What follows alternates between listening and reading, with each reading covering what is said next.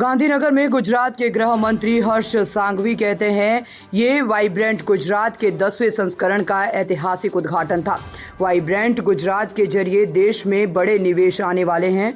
बड़े निवेश को ग्रीन एनर्जी घोषित किया गया है। अपने प्लांट का विस्तार कर रहे हैं। मारुति ने इसे दोगुनी क्षमता वाला बनाने का फैसला किया है।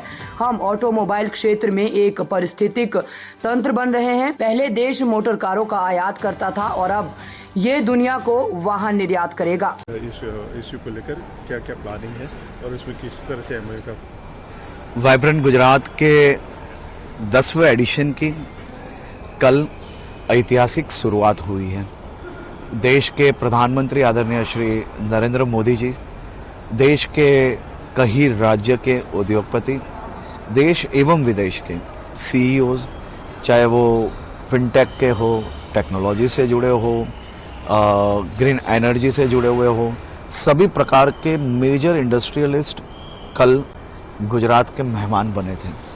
और ये ख़ास तौर पे भारत के लिए, भारत के प्रत्येक नागरिक के लिए और गुजरात के प्रत्येक नागरिक के लिए बहुत ही बड़ा खुशी का विषय है कि देश में एक बड़ा निवेश वाइब्रेंट गुजरात के माध्यम से आने वाला है।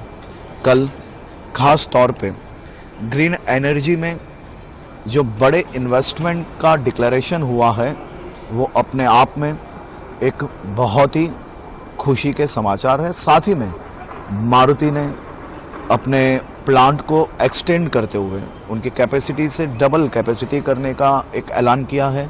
वो भी अपने आप में ऑटोमोबाइल सेक्टर्स में हम एक इकोसिस्टम बनते जा रहे हैं। मेरा देश जो पहले मोटर कार इंपोर्ट करता था, वो ही देश से दुनिया भर में गाड़ी यहाँ से एक्सपोर्ट होगी। वो अपने आप में एक बहुत ही बड़ी बात है।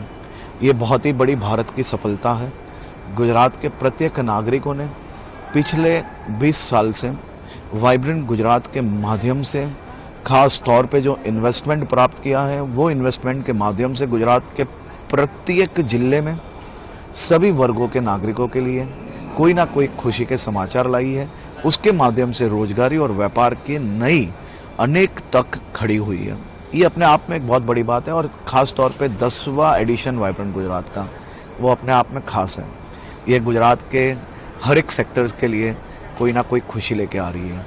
कल ख़ास तौर पे मेरे जैसे युवाओं को कुछ करने के लिए, मेहनत करने के लिए बहुत ही बड़ी प्रेरणा प्राप्त हुई।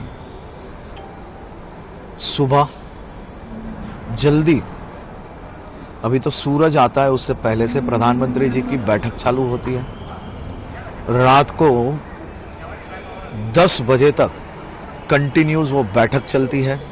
ना कोई गैप, ना कोई आराम, मात्र और मात्र काम। और मेरे जैसे लाखों करोड़ों युवाओं को खास तौर पे उससे प्रेरणा प्राप्त होती है कि मेहनत के अलावा और इस प्रकार का कमिटमेंट जब देश के प्रधानमंत्री का हो देश के लिए, ये अपने आप में मेरे जैसे युवाओं के लिए, भविष्य के लिए उनको प्रेरणा तो मिलती है, लेकिन मेरा देश सुरक्षित है और मेरा देश इसी कारण कहीं ना कहीं आगे बढ़ रहा है। कोस्टल एरिया ज़्यादा गुजरात में, तो किस तरह से उसमें देखिए, कल हमने ख़ास तौर पे साइबर क्राइम से रिलेटेड कई एमओयूज़ किए हैं और कोस्टल एरिया की अगर बात करें तो 1600 किलोमीटर का जो कोस्टल एरिया है, उसके कोस्टल एरिया के साथ ह्यूमन इंटेलिजेंस के साथ साथ हम लोग नई टेक्नोलॉजीज़ को भी कोस्टल एरिया की सिक्योरिटीज़ के लिए जोड़ते जा रहे हैं। उसी के कारण आपने देखा होगा कि पिछले 1 साल में गुजरात पुलिस ने कोस्टल एरिया से ड्रग्स को पकड़ने में बहुत ही बड़ी सफलता प्राप्त की है। ये अपने आप में ये बयां करती है कि टेक्नोलॉजी और ह्यूमन इंटेलिजेंस दोनों अगर साथ में काम करें तो क्या रिजल्ट प्राप्त हो सकते हैं।